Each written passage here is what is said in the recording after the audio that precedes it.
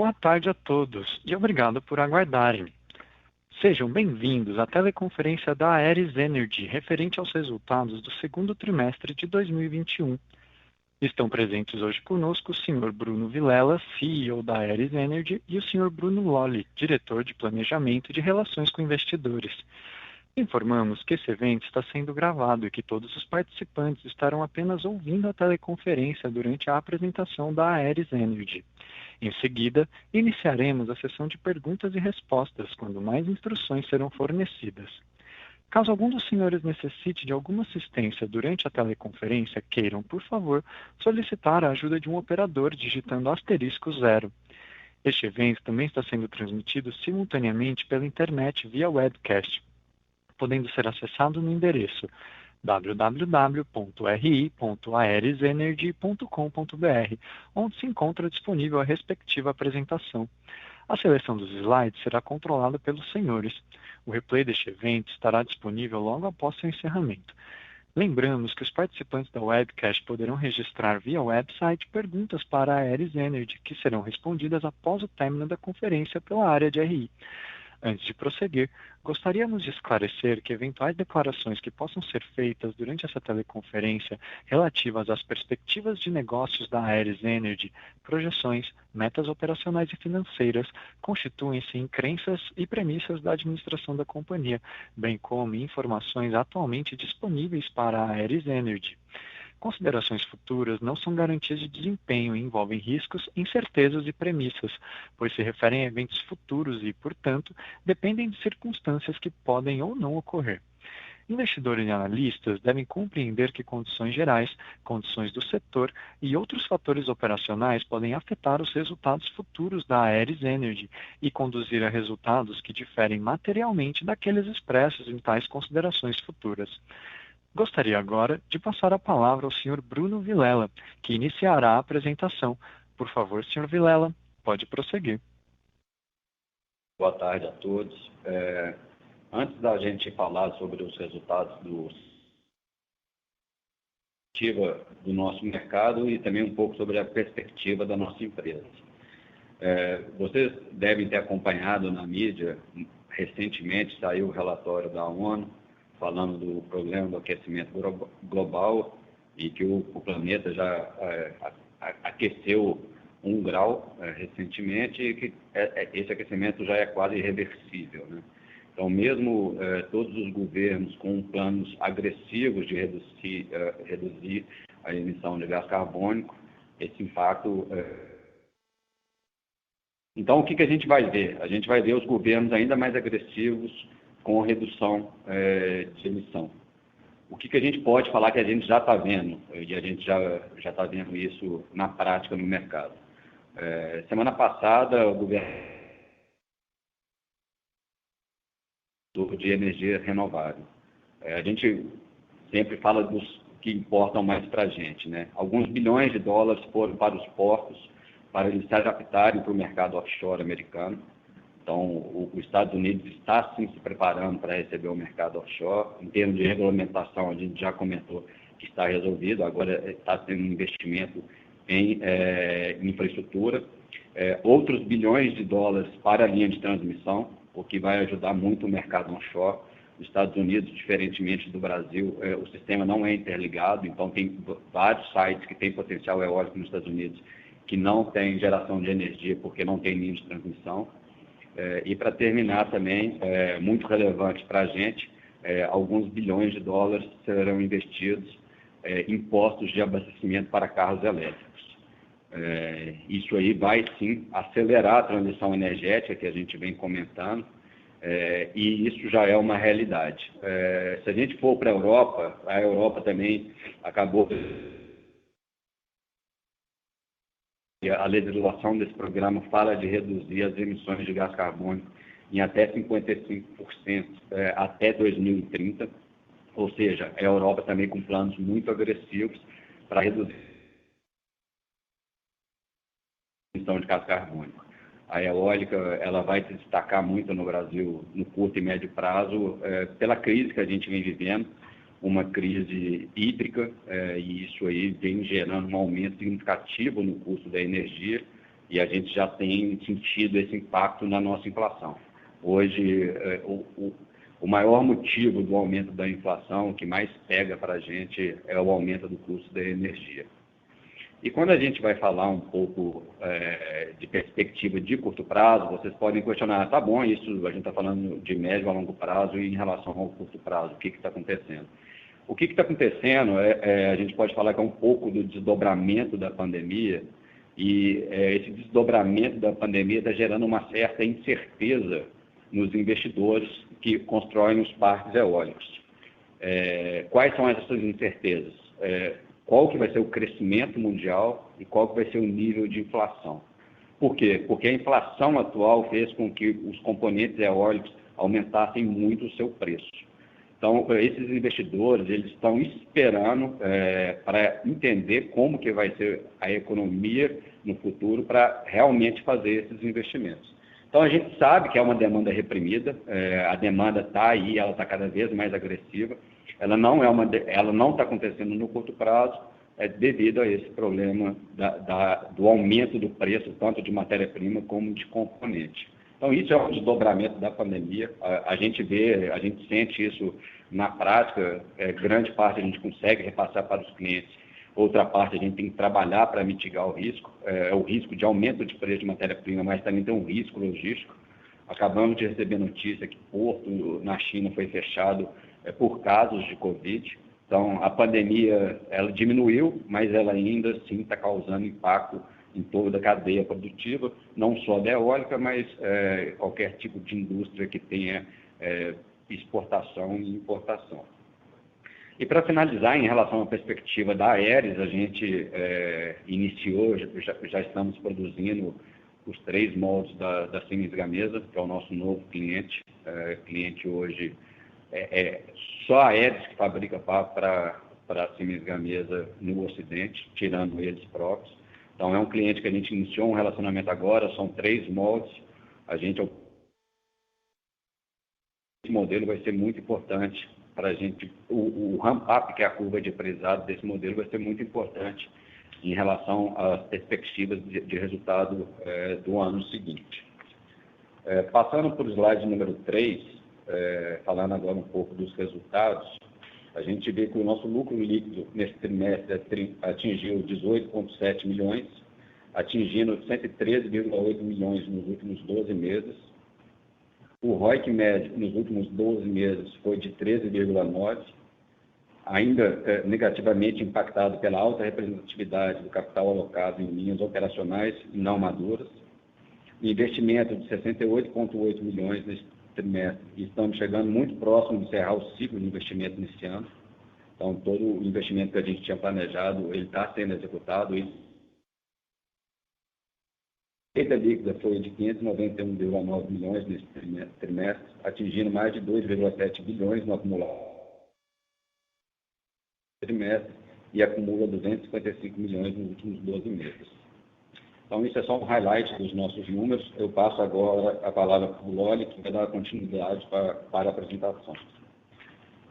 Obrigado, Vilela. Eu vou iniciar pelo slide 4. Boa tarde a todos. Estou demonstrando aqui o absenteísmo da companhia, né, na evolução dos últimos 2 anos e meio. Então, a gente sabe que a fabricação de pá é bastante dependente de mão de obra, bastante intensiva em mão de obra, né, e, consequentemente, os nossos resultados, né, dependem do nível de engajamento, depende do grau de especialização da mão de obra, e quanto maior é o absenteísmo, mais entropia a gente tem nas operações. Quando a gente compara com 2019, né, que é essa linha cinza, a gente tem o absenteísmo oscilando entre 1,2% e 1,6%. Quando a gente analisa 2020 na linha vermelha, a gente pode ver que na primeira onda da pandemia, né, a gente atingiu um pico em maio de quase 10%. E na segunda onda, que iniciou mais próximo do final do ano passado, né, principalmente aqui no Ceará, a gente vem escalando novamente. Neste segundo TRI, a gente teve uma média de quase 7% no absenteísmo. Isso contribui para que a gente tenha custos acima dos custos naturalmente planejados. Uma das estratégias que a gente adotou para não afetar o plano de produção foi de contratar de forma antecipada parte do pessoal que vai ser alocado no projeto da Siemens Gamesa. Então, a gente está rodando atualmente com um custo com decisão de ter um custo acima dos normalizados, para que o absenteísmo acima dos níveis normais não afete o plano de produção. Acho que é importante destacar que a gente mantém, né, todas as ações para cuidar da saúde física e mental do pessoal que está aqui com a gente. Isso é prioridade, isso sempre vai ser prioridade. E que neste mês de julho, né, no mês passado de julho agora, a gente já vê uma redução desses níveis de absenteísmo, e a expectativa é que para esse terceiro TRI a gente já tem uma situação bastante melhorada, dado que a gente vem avançando de forma mais satisfatória agora na vacinação aqui no estado do Ceará. Passando para o slide 5, né, acho que é mais um dos tópicos que eu gostaria de destacar sobre os impactos da pandemia. E aí, não só com pandemia, mas o que é algo natural de acontecer em início de operação, é a gente ter níveis de necessidade de capital de giro um pouco acima dos níveis normalizados. Aqui eu estou desdobrando a posição de estoque da companhia em dias de receita, né, desde o final de 2019. Então, as principais mudanças que a gente vê em relação ao trimestre anterior é um aumento no prazo médio de fabricação dos produtos. Então, isso é bastante comum, né? Um produto que está no início do ciclo de fabricação, ele chega a ser produzido em 30 dias, né? E a gente vai reduzindo esse ciclo de fabricação até ficar com algo mais por volta de 10 a 12 dias de prazo médio de fabricação. Uma outra conta que a gente vê aumentando nesse cenário é o adiantamento para fornecedores de matéria-prima. Sempre que a gente tem um cliente novo, é natural que a gente, nesse início de relacionamento, tenha fornecedores que a gente não tinha relacionamento até então. As primeiras compras costumam ser com pagamento antecipado, e aí, à medida que o relacionamento se desenvolve, a gente passa a usufruir dos limites de crédito e ter os prazos. A posição nossa atual de estoque, ela está por volta de R$200 milhões acima dos níveis que a gente encerrou o primeiro trimestre, que já são níveis acima dos normais, como reflexo da pandemia. A gente tomou a decisão no final do ano passado de elevar os estoques de segurança. Elas só vão ser sentidos mais para o final do terceiro TRI, início do quarto TRI, considerando que o nosso ciclo de trânsito de materiais ele é razoavelmente longo. Indo para o slide 6, é um slide que a gente já está acostumado a ver nos nossos calls de resultados. A gente tem na escala da esquerda, nas barras, o capital investido médio para cada período, e na direita a linha que mostra o NOPAT acumulado dos últimos 12 meses. Então a gente atingiu R$211,5 milhões nos últimos 12 meses de NOPAT, é um crescimento de mais de 9% em relação ao final de 2020, mas o crescimento de NOPAT ele não acompanha o crescimento do investimento, né? Primeiro a gente investe, depois a gente passa pelo período de ramp-up, para aí sim a gente aproveitar de forma mais plena o investimento que foi feito. Então, o capital investido médio cresceu mais de 60% em relação ao final do ano passado, e a gente aproveita dos resultados decorrentes desse investimento de forma mais intensa só em 2022. E aí, quando a gente passa para o slide 7, a gente entende melhor essa dinâmica de evolução de investimentos e retornos, né, separando. A gente pode notar que por volta de 45% do capital investido da companhia ainda está alocado em linhas pré-operacionais e não maduras, de forma combinada, essas linhas têm retorno negativo até, e essas linhas, à medida que elas vão amadurecendo, né, sendo instaladas no caso das pré-operacionais e amadurecendo nos casos das linhas não maduras, elas naturalmente evoluem para os resultados das linhas maduras. Então a gente pode de fato esperar um crescimento bastante representativo no retorno a partir de meados de 2022. Nesse período as linhas maduras estão atingindo 22,4% de ROIC. Esse nível comentei da pandemia. A pandemia vem, de forma geral, eu já vou comentar mais adiante no slide de EBITDA, ela vem consumindo por volta de 200 vezes de margem EBITDA da companhia, principalmente para as linhas maduras. Um último destaque aqui para esse slide 7 é o nosso retorno na divisão de serviços. Como a pandemia nos Estados Unidos ela já está mais controlada, a gente teve um represamento de serviços em parques eólicos que foi, de alguma forma, liberado nesse segundo TRI. Então, a receita cresceu de forma importante, principalmente nos Estados Unidos, e é uma divisão que vem entregando resultados, né, retornos por volta de 50% ao ano. Lembrando que boa parte desses contratos é bem mais longo do que na fabricação das taças. Indo para a receita líquida, a gente nota um crescimento expressivo do primeiro semestre de 21 em relação ao primeiro semestre de 20, mas uma queda no último trimestre. E essa queda, como a gente pode notar aqui, ela é mais intensa na manufatura para o mercado doméstico. Essa queda foi por volta de 350 megawatts em relação ao que a gente tinha projetado originalmente.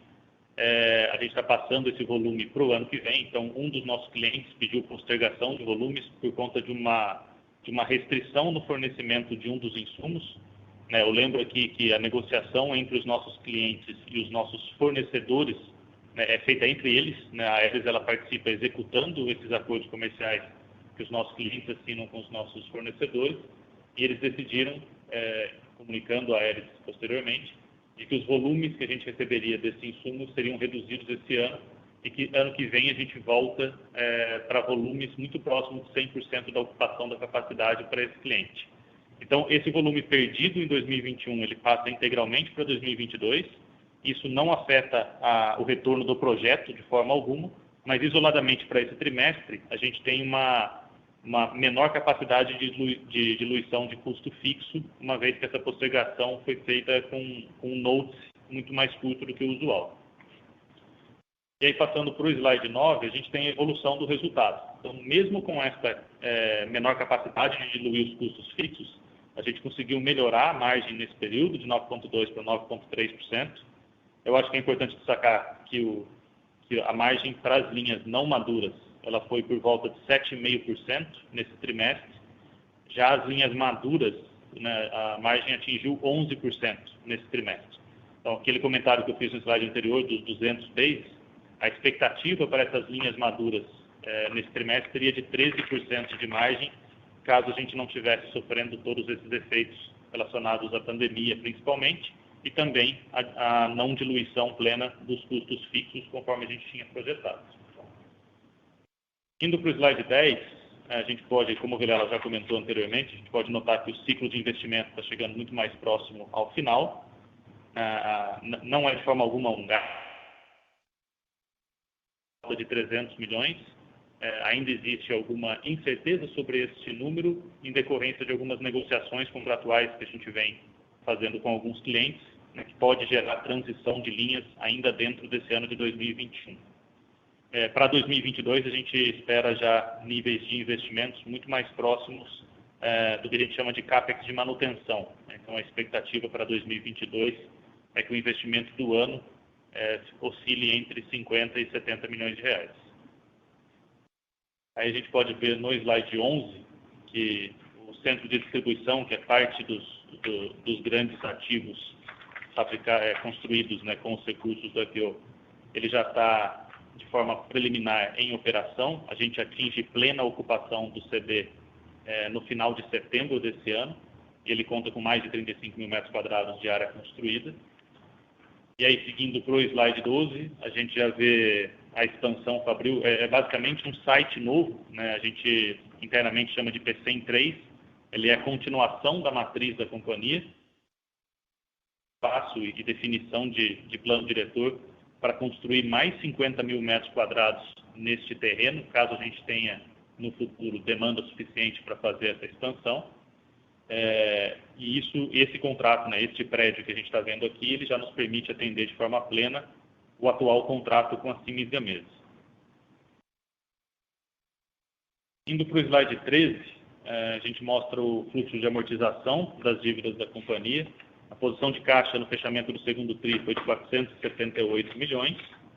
E o que a gente vê aqui nas barras em vermelho são as operações que foram realizadas no primeiro trimestre e no ano de 2021. Essas operações elas têm um custo médio muito inferior ao custo médio histórico da companhia. E as barras em laranja mostram as dívidas captadas até o final de 2020. A gente está, neste mês de agosto, fazendo a segunda emissão de debêntures da companhia. Com essa segunda emissão, que será no valor de 700 milhões de reais, a gente paga de forma antecipada todas essas dívidas que a gente vê aqui no gráfico em laranja, elas somam 380 milhões, e a diferença de custo da debênture, da segunda emissão de debênture, para a média dessas dívidas de 380 milhões, supera 360 bases. Então, a gente está falando aí de algo em torno de 15 milhões de reais de redução nas despesas financeiras por ano em decorrência dessa nova operação.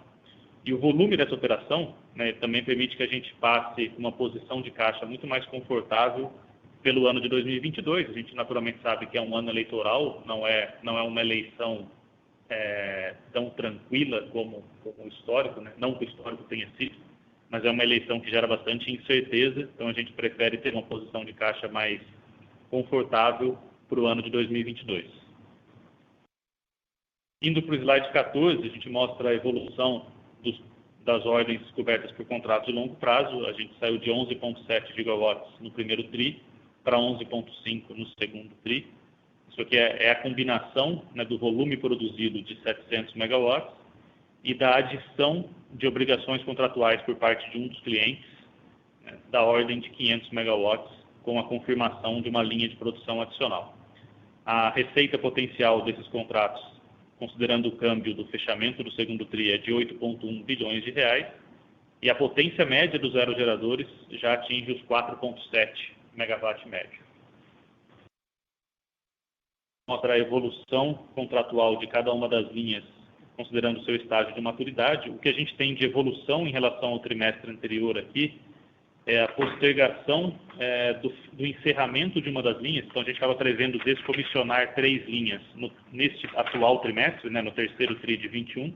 Uma dessas 3 linhas ela vai ser descomissionada apenas no final deste ano. A gente também teve a prorrogação por parte de um dos clientes da instalação de uma linha, essa última barra que a gente vê aqui no gráfico. Era previsto originalmente para que acontecesse no final desse ano, vai passar para o segundo TRI do ano que vem. E as mudanças para esse trimestre é uma das linhas que estava no estágio não maduro, passaram para o estágio maduro. E como o Vilela já comentou, a gente começou a executar o contrato com a Siemens Gamesa. Então, uma das linhas já estava operacional no final do trimestre.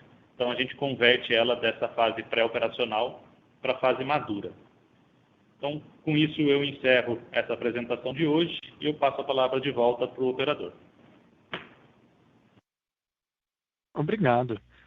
Senhoras e senhores, iniciaremos agora a sessão de perguntas e respostas. Caso tenha alguma pergunta, pressione *1 no seu telefone. Se a qualquer momento sua pergunta for respondida, digite *2 para se retirar da fila. As perguntas serão respondidas à medida que forem recebidas. Solicitamos a gentileza de retirarem o fone do gancho ao efetuarem a pergunta. Dessa forma, uma ótima qualidade de som será oferecida. A nossa primeira pergunta vem de Lucas Lag, da XP Investimentos. Por favor, Lucas, pode prosseguir.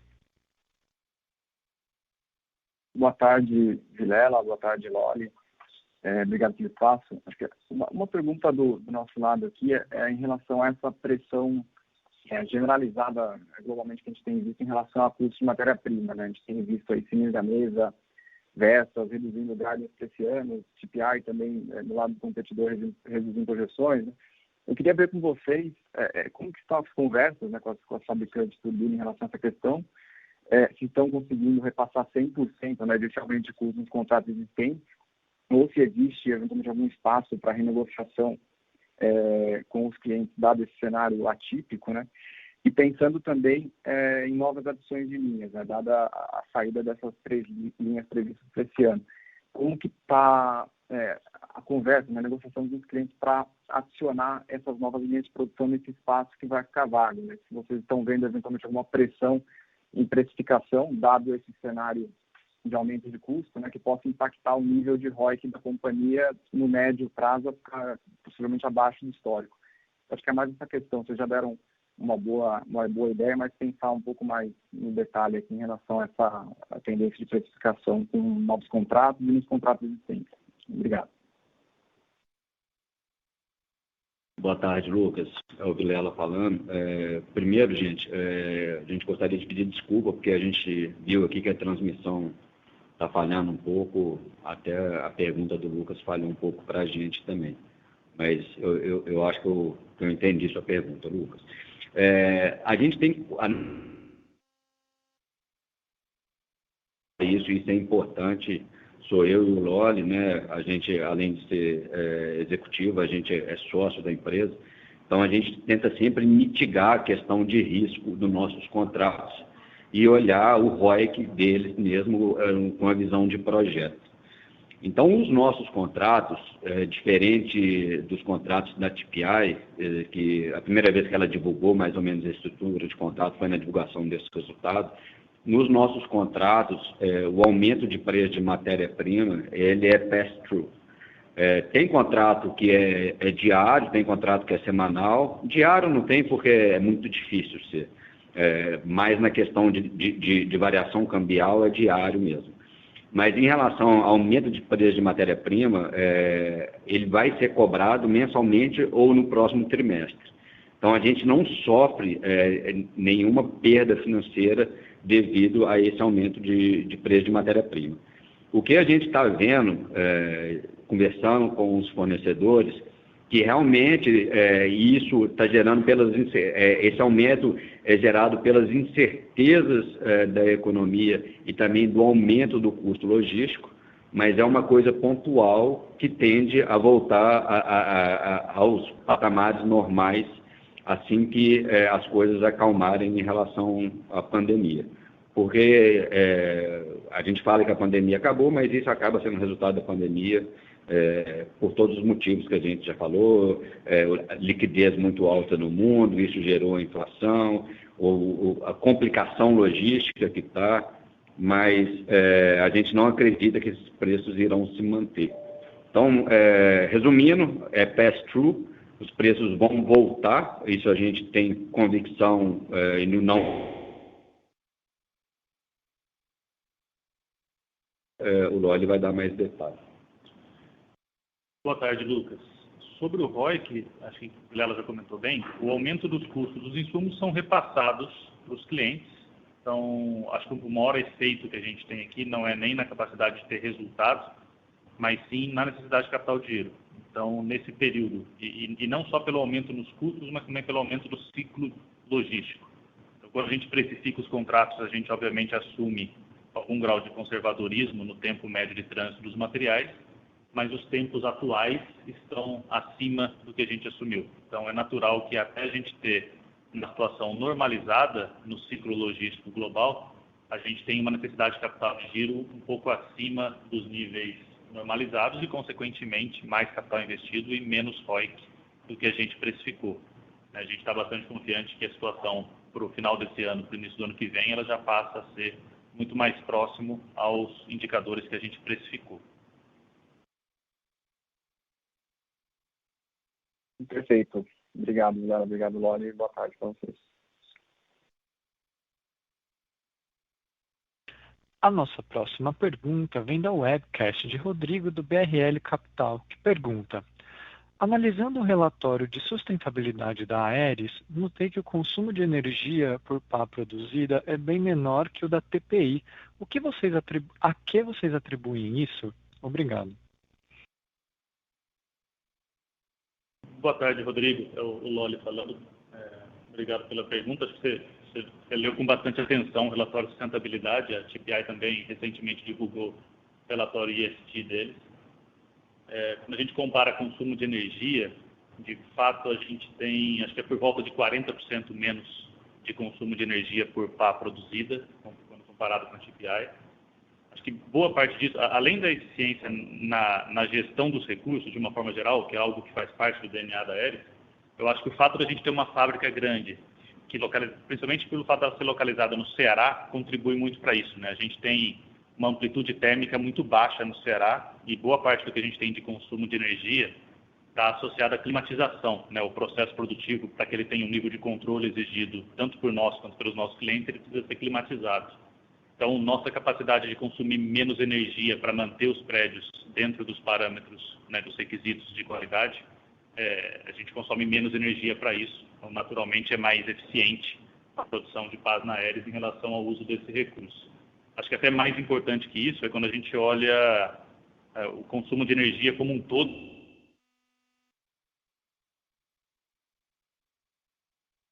50% da energia a partir de fontes renováveis. Quando a gente olha os nossos competidores, se eu não me engano, a TPI, por exemplo, não atinge nem 20% nesse indicador. Então, acho que é mais um compromisso da Aeris de manter e melhorar a nossa capacidade de contribuir, né, para o processo.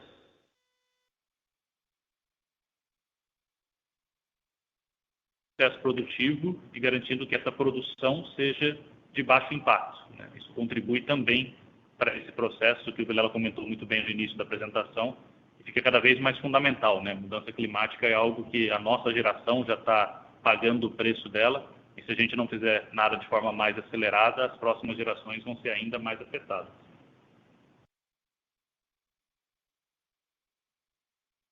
Obrigado. Lembrando que para realizar uma pergunta, basta digitar *1.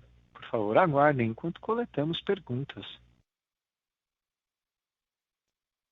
A nossa próxima pergunta, também da webcast, vem de Anderson, que pergunta: percebi que o volume de serviços vem crescendo. Qual é a perspectiva para esse departamento? Obrigado.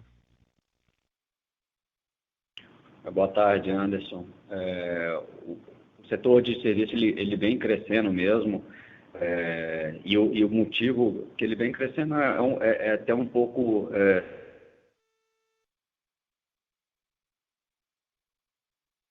instalados anuais, a frota que precisa receber prestação de serviço, ela aumenta anualmente.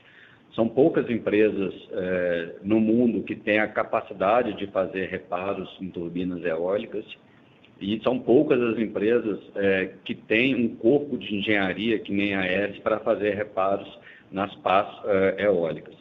Então, a gente parou já um tempo atrás a brigar por preço em relação a serviço. A gente não acha interessante essa competição. Então, alguns clientes a gente já rejeita. Só que os clientes já viram que o barato sai caro, então eles estão voltando atrás da gente. Então a gente tem um crescimento orgânico, tanto no Brasil quanto nos Estados Unidos. No Brasil a gente já é consolidado, nos Estados Unidos a gente iniciou essa operação em 2019, então a gente está no segundo ano dela, que podemos falar que está estabilizado, e a gente está com um crescimento muito forte lá. E claro que ter a empresa Aeris por trás ajuda bastante, tanto em capacidade financeira, mas principalmente em capacidade de engenharia. Esse é um setor que conhecimento é muito relevante. Obrigado. A nossa próxima pergunta, também da webcast, vem de Vitor Rampazzo, com a Joule Asset Management, que pergunta: bom dia. Gostaria de entender o que acontece quando o cliente da Aeris reduz sua capacidade contratada. A produção é adiada ou ela deixa de ser feita?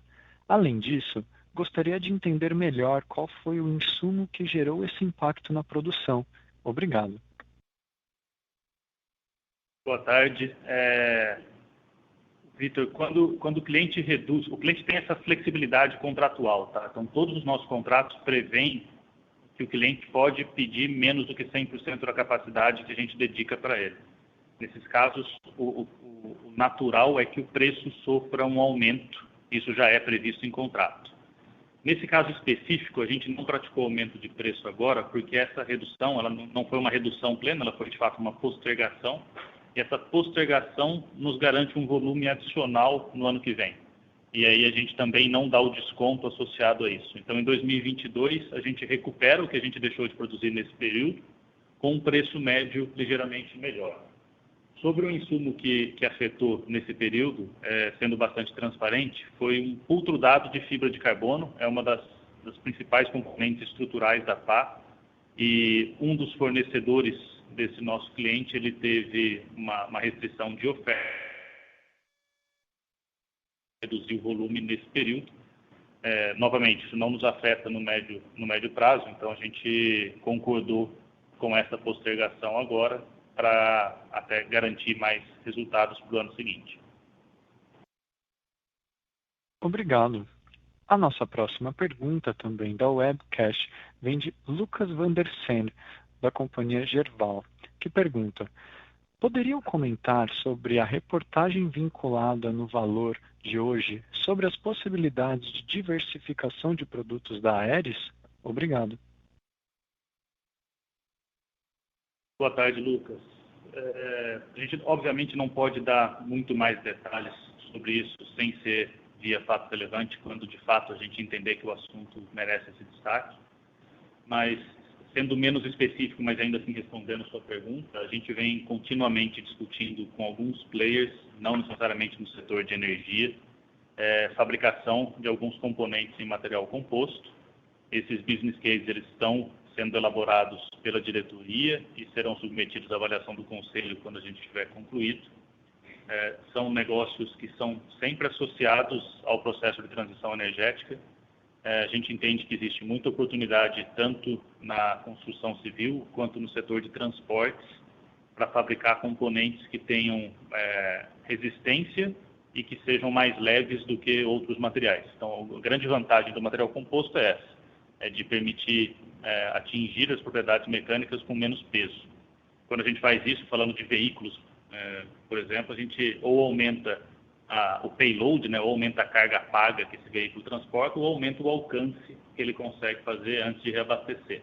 Então, é bastante vantajoso para o setor de transporte migrar para o uso de material composto, principalmente quando a gente fala de uma frota mais elétrica, de veículos. Então, a gente continua avaliando esses business cases, não é nada que seja tão relevante neste momento, mas a gente entende que, ganhando maturidade, isso pode ser uma boa oportunidade de diversificação para a companhia. Obrigado. Não havendo novas perguntas, encerramos neste momento a sessão de perguntas e respostas. Gostaria de passar a palavra ao Sr. Vilela para as considerações finais. Por favor, pode prosseguir. Boa tarde. De novo, desculpa pela falha na comunicação. A gente está na fábrica hoje, então deve ter tido alguma queda da qualidade da internet, mas da próxima vez será resolvido. Obrigado pela paciência, pela disponibilidade. A gente sabe que todo mundo está com um tempo corrido e para a gente é importante a gente passar a nossa visão.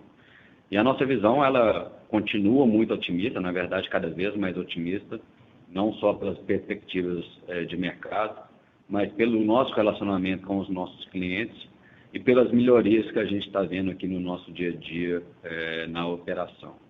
Então, a gente continua trabalhando forte para melhorar os resultados de curto, médio e longo prazo e nada melhor do que essas notícias boas de projetos e legislações saindo para regular o mercado de energia eólica, seja no offshore, seja na transição energética. E a gente está muito bem posicionado para capturar essa demanda reprimida.